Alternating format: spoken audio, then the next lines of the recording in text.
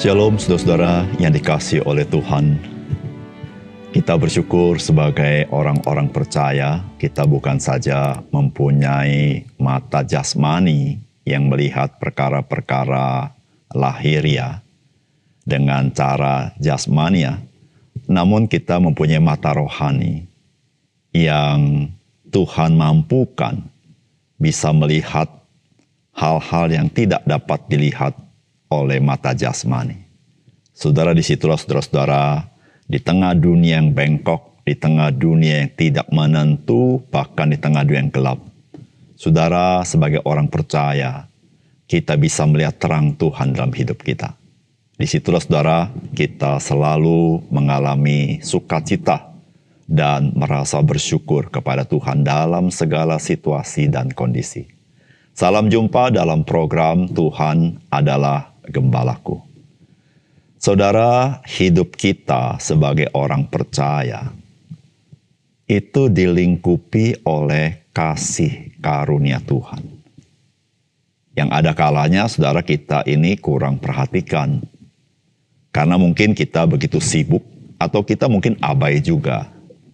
Saudara, bahkan di dalam kekurangan, keterbatasan, atau ketidakpuasan kita terhadap apa yang terjadi, atau bahkan dengan diri kita sendiri.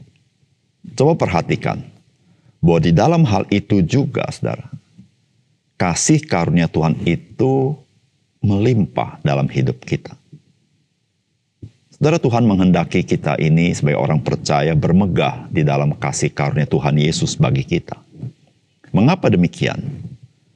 Saudara, Tuhan yang memerintahkan kita bersuka cita senantiasa di dalam Tuhan. Dia juga yang membuat hal tersebut menjadi sebuah keniscayaan. Mari kita menghitung kasih karunia Tuhan dalam kesempatan apapun. Dan lihatlah betapa limpahnya kasih karunia dan kebaikan Tuhan dalam hidup kita. Puji Tuhan. Saudara, mari kita membaca Filipi pasal yang keempat ayat 1-3. Karena itu saudara-saudara yang kukasihi dan yang kurindukan, sukacitaku dan mahkotaku, berdirilah juga dengan teguh dalam Tuhan. Hai saudara-saudaraku yang kekasih, Yudia kunasihati dan Sintike kunasihati supaya sehati sepikir dalam Tuhan. Bahkan kuminta kepadamu juga Sunsugos temanku yang setia, tolonglah mereka, karena mereka telah berjuang dengan aku dalam pekabaran Injil bersama-sama dengan Clemens dan kawan-kawanku sekerja yang lain, yang nama-namanya tercantum dalam kitab kehidupan.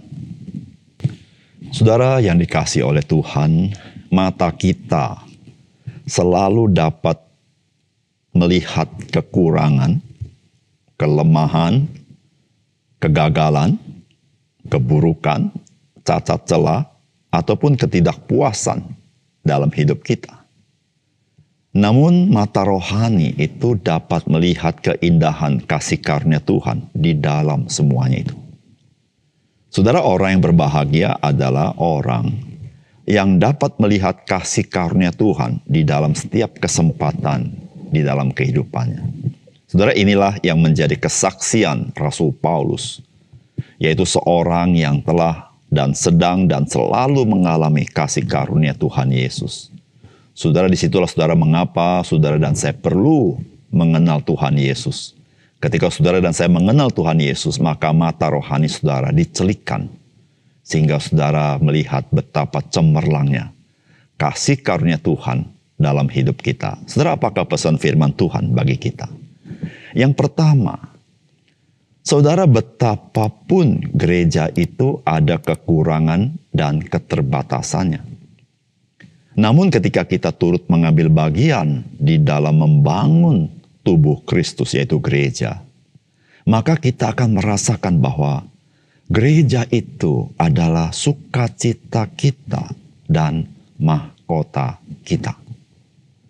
Saudara, firman Tuhan berkata begini, karena itu saudara-saudara yang kukasihi dan yang kurindukan, sukacitaku dan mahkotaku, berdirilah juga dengan teguh dalam Tuhan, hai saudara-saudaraku yang kekasih.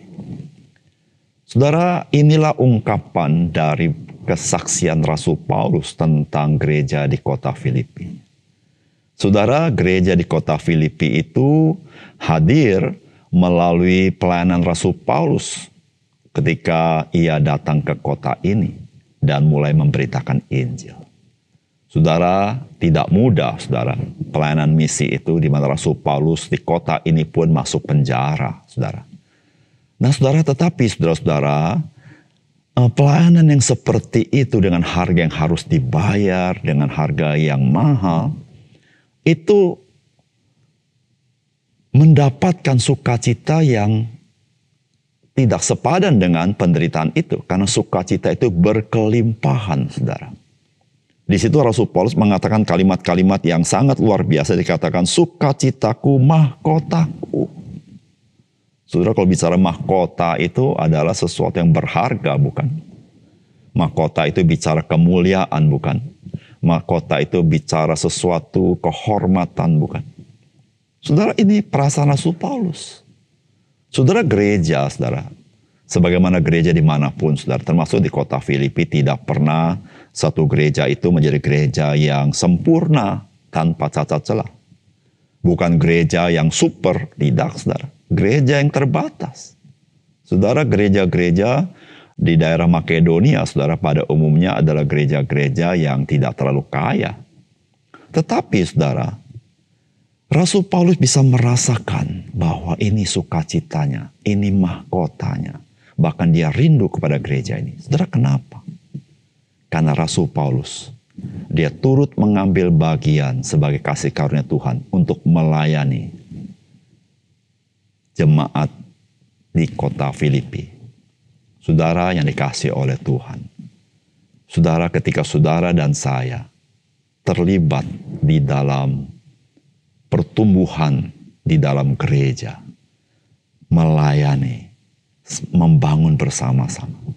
Saudara, saya percaya, saudara, bagi kita, gereja di mana kita melayani, itu menjadi sukacita kita dan mahkota kita.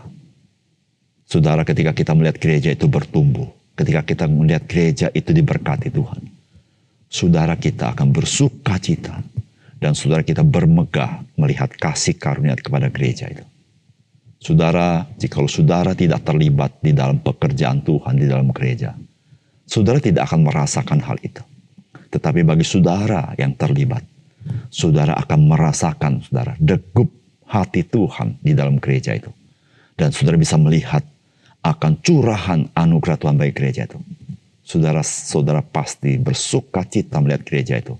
Saudara pasti menjadi mahkota kemuliaan bagi saudara di gereja itu. Kenapa, saudara? Karena saudara, engkau dan saya dipakai Tuhan untuk ambil bagian. Disitulah, saudara, harga yang kita bayar untuk melayani tidak dapat dibandingkan dengan sukacita dan kemuliaan yang kita alami melihat gereja diberkati Tuhan. Oleh karena itu, saudara, mari kita terlibat melayani Tuhan yang membangun tubuh Kristus. Kita mengalami curahan berkat Tuhan. Yang kedua, saudara, betapapun orang percaya ada kekurangan dan ada keterbatasannya. Namun ketika kita ingat bahwa kita semua itu adalah rekan sekerja di dalam ladang Injil Tuhan.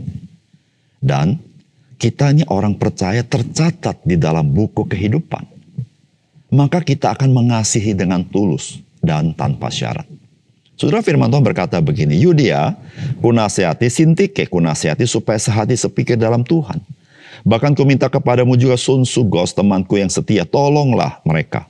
Karena mereka telah berjuang dengan aku dalam pekabaran Injil bersama-sama dengan Clemens dan kawan-kawanku sekerja yang lain yang nama-namanya tercantum dalam kitab kehidupan. Saudara, ternyata di gereja Filipi itu ada dua bersaudara yang mungkin berseteru atau berbeda pendapat. Saudara, ya, itu namanya disebut Yudia dan Sintike. Saudara, Rasul Paulus menasihati kedua saudara ini. Tetapi saudara, yang sangat menarik adalah betapapun mereka ada kekurangan, Yudia dan Sintike, Rasul Paulus mengajar kepada jemaat di kota Filipi supaya jemaat itu menolong kedua saudara ini. Mengapa, saudara? Saudara, di dalam kekurangan mereka, tetapi mereka itu adalah rekan sekerja di dalam memberitakan Injil. Artinya apa, saudara? Artinya mereka itu dipakai oleh Tuhan, saudara. Saudara, meskipun mereka punya kekurangan, Tuhan masih mau pakai mereka. Saudara, Rasul Paulus mengingatkan mereka itu begitu berharga. Kita harus tolong dia, kata Rasul Paulus. Bukan itu saja, Rasul Paulus berkata, nama-nama mereka seperti nama-nama orang percaya lainnya tercantum dalam buku kehidupan, saudara. Saudara, betapa berharganya orang-orang ini, di mana darah Kristus sudah membasuh mereka. Saudara, ketika kita mengingat hal itu, saudara, ketika kita menghadapi kesulitan di dalam pelayanan kita bersama, ketemu orang Kristen tertentu, saudara, ketika kita ingat itu, saudara, saya pasti percaya bahwa saudara dimampukan Tuhan mengasihi mereka dengan tulus. Dimampukan Tuhan mengasihi mereka tanpa syarat. Dan kita rela menolong mereka di dalam segala kesulitan mereka. Saudara, tidak ada seorang Kristen manapun yang sempurna. Tidak ada, saudara. Semua kita, di dalam kelebihan kita ada kekurangan. Namun saudara jangan lupa, di dalam kekurangan orang yang lain, mereka ada kelebihan, ada talenta Tuhan. Tetapi saudara, kita semua sama-sama dipercayakan Tuhan untuk Injil yang mulia itu. Dan saudara jangan lupa, oleh karena Kristus, namamu dan namaku sebagai orang percaya tercantum dalam buku kehidupan.